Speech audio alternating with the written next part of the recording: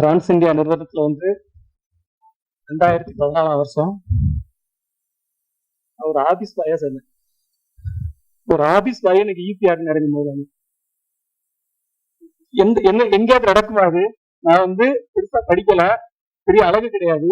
இந்த கம்பெனில வந்து என்ன சேர்க்கறதுக்கு நிறைய பேர் வந்து எதிர்ப்பு தெரிவிச்சாங்க. இந்த கம்பெனியில எப்படி அவங்க சேர்ப்பாங்க. எங்க ப்ரொடியூசர் வந்து ரொம்ப கீழே உள்ள இடத்துல இருந்து மேல வந்து இருந்ததுனால என்ன முதல்ல பார்த்தாரு. ஒரு மனிதனை பார்த்தோன்னே எனக்கு நான் ரொம்ப நெகட்டிவா இருந்தேன். நமக்கு கொஞ்சம் எழுதுவேன், இலக்கியம் பிடிக்கும், அது எல்லாத்துக்கும் தெரியும், தெரியும். அப்ப வந்து எல்லாரும் என்ன சொன்னாங்கன்னா, நீ வந்து ஒரு பார்க்க ஒரு இதா இல்லையப்பா, அவ்வளவு பெரிய கம்பெனில வேலை செஞ்சு சாரி இந்த நேர்ல பார்த்து என்ன சொல்லுங்க, பேச முடியல, சாரி ரொம்ப பேச முடியல, அவ்வளவா இருக்கு. இப்படி ஒரு இந்த மேடையில நான் இப்படி வந்து நிக்க வேண்டி இருக்குன்னு நான் சத்தியமா நினைக்கவே இல்லை. அப்ப சார் என்ன சொன்னாங்க தெரியுமா, ஃபர்ஸ்ட் நீ ஆளு நல்லா ஹைட்டா இருக்கியப்பா, இது எவ்வளவு பெரிய பாசிட்டிவான விஷயம் தெரியுமா, ஹைட்டா இருக்கிறது ஒரு பர்சனாலிட்டி, நீ அது மூலம் நினைச்சுக்க அப்படின்னு சொல்லி ஃபர்ஸ்டே ஊக்குவிச்சு நான் ஆபீஸ் பாயா இருக்கும்போது எந்த சேரை தொடச்சதோ அதே சேர்ல சார் எங்களுக்காக வச்சாங்க.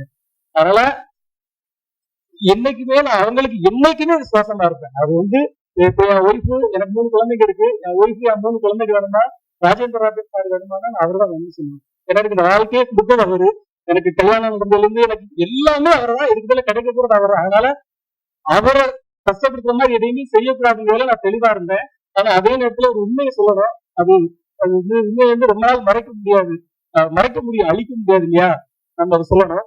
என்ன நடந்துச்சுங்கிறத சொல்லுறேன், யாரும் தவற நினைக்க வேண்டாம். இதுல சம்பந்தப்பட்ட ஏன்னா இந்த நடந்த உண்மை எல்லாத்துக்கும் தெரியும். அதனால ஆனா சில நேரத்தில் சில இடத்துல வெளிப்படுத்த முடியாது. அது கூகுள் மாஸ்டரா இருந்தாலும் எடிட்டரா இருந்தாலும் எல்லாத்துக்கும் தெரியும், அதை வெளிப்படுத்த முடியாது. நான் என்ன நடந்ததுன்னு சொல்லிடுறேன். இந்த படத்துக்கு முதல்ல மியூசிக் எடுத்து சாம்சிஸ் அவருக்கு இயக்குனருக்கு செட் ஆகுறதுனால அவர் விலகிட்டார் படத்துல இருந்து. அப்புறம் வந்து பாட்டு வந்து போலீஸ்காரனை கட்டிக்கிட்டு அந்த பாட்டு எப்படி உருவாச்சுங்கிறதே நான் உண்மையே சொல்லுவேன். சிவப்பு சூரியன் ஒரு படம், சிவப்பு சூரியனா வந்து கண்டா மாப்பிள்ளைன்னு ஒரு பாட்டு வரும். அது வந்து போலீஸ்காரனை கட்டின அடிப்பா காற்று அப்படிங்கிற மாதிரி ஒரு லிரிக்ஸ் வரும். அப்போ வந்து நாங்க வந்து மலையாளத்துல ஒரு பாட்டு வந்து பெரிய ஹிட்டான ஒரு பாட்டு இருந்துச்சு. அந்த பாட்டோட டியூன் எடுத்து மியூசிக் டைரக்டர் அனுப்புனா, அப்ப நானும் இருந்தா டைரக்டர் இருந்தாரு, டைரக்டர் காமராஜன் ஒருத்தர் இருந்தாரு. அவருதான் இதோடைய மூல கர்த்தா, இந்த பாட்டுக்கு ஐடியா சொன்னது அவர் தான். இப்படி ஒண்ணு பண்ணலாம் மியூசிக் டைரக்டர் அந்த டியூனை உண்டாக்கி ஆனா அதை காப்பி அடிக்கல, அதை விட பெஸ்டா வந்து கொடுத்தாரு. கொடுத்த உடனே அதுக்கு வந்து டியூனுக்கு வார்த்தை எழுதணும். எழுதும்போது டைரக்டர் பண்றேன்னு உட்காந்துருந்தேன். டியூனை கேட்டு ஏன்னா தத்தகாரம்னா என்ன அப்படின்னா நிறைய பேருக்கு தெரியாது, டைரக்டருக்கே தெரியும், எனக்கு தெரியும் தத்தகாரம் தான் என்ன. அந்த தத்தகாரத்துக்கு நான் வார்த்தை எழுதினேன். சில இன்புட்ஸ் அவர் கொடுத்தாரு, பாட்டு எழுதி முடிச்சு நான் எப்போதுமே இது வரைக்கும் அந்த வார்த்தை இருக்கு எல்லா பாட்டையும் நான் எழுதி இயக்குனருக்கு மியூசிக் நேரடி அனுப்ப மாட்டேன், இயக்குனர் வழியா தான் போகும். அப்படி உருவாச்சு. அப்படி இந்த பாட்டு வந்து வந்துட்டு இருக்க நேரத்துல ஒரு இடையில இன்னொரு பிரச்சனை வந்துச்சுன்னா, டைரக்டருக்கு எனக்கு நான் ப்ரொடக்ஷன்ல ஈபி இப்போ எங்க சார் வந்து ரொம்ப எல்லாத்துலயுமே கணக்கா இருக்கிறதுனால, அதாவது படத்துக்குள்ள எவ்வளவு நாள் செலவு வேஸ்டா செலவு பண்ணக்கூடாது கவனமா இருப்பாங்க. அப்ப சில விஷயங்கள் வந்து ப்ரொடக்ஷன்ல கொஞ்சம் எக்ஸஸ் ஆகுது. ஒரு 8 கோடி ரூபாயில தொடங்கப்பட்ட படம் 15 கோடிக்கு மேல ஆகுது. இப்படி ஆகும்போது அங்க என்னென்ன பிரச்சனை இருக்குன்னு நான் சாருக்கு கன்வே பண்ணேன். அதுல வந்து ரொம்ப டென்ஷன் ஆகிட்டு என்ன பண்ணிட்டாரு, பாட்டுல வந்து செகண்ட் பேர போட மாட்டேங்குது.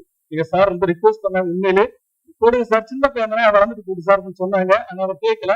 சார் வந்து நான் ஏன் இதெல்லாம் உங்ககிட்ட சொல்லல, நீங்க எனக்கு தெரியும், நான் முதல்ல சொன்னா நீங்க எல்லாம் எனக்கு எல்லாம் எப்படி உங்களுக்கு தெரியும் இல்லையா.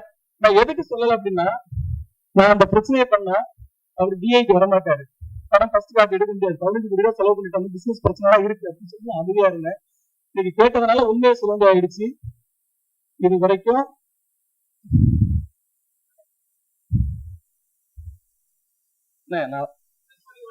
கண்டிப்பா கண்டிப்பா கண்டிப்பா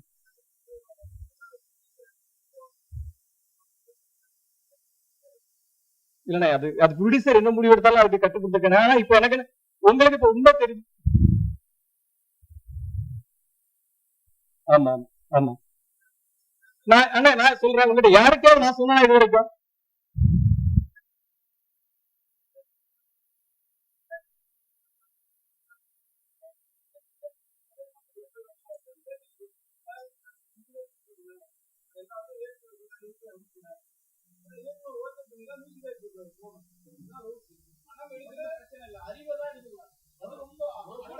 உங்களுக்கு அங்கீகாரம் வேணுங்கிறது சக பத்திரிகையாளரா நாங்க வந்து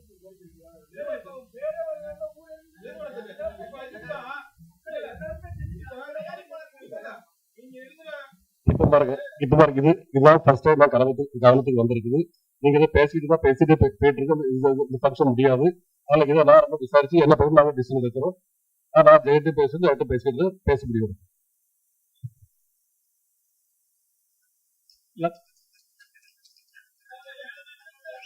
ஆமாங்க. ஒரு ஒரு 4 பாட்டு மெயினான பாட்டு அந்த பாட்டு, அது 3 ஒரு சின்ன சின்ன பாட்டு 4 வரிகள் தான் வரும். அது வந்து ஏற்கனவே சொன்னதுதான். ரொம்ப நன்றி, ரொம்ப நன்றி. அதாவது பரவியது அழிந்தாலும் சத்தியம்தான் அழியாதப்பான்னு ஐயா ரவீந்திர சொல்லுவாரு. இந்த சத்தியத்துக்கு சாட்சியா நீங்க எல்லாம் இருந்ததுக்கு ரொம்ப நன்றி. என்னால யாரும் மனவர்த்தப்பட்டிருந்தா பாடம் நன்றி.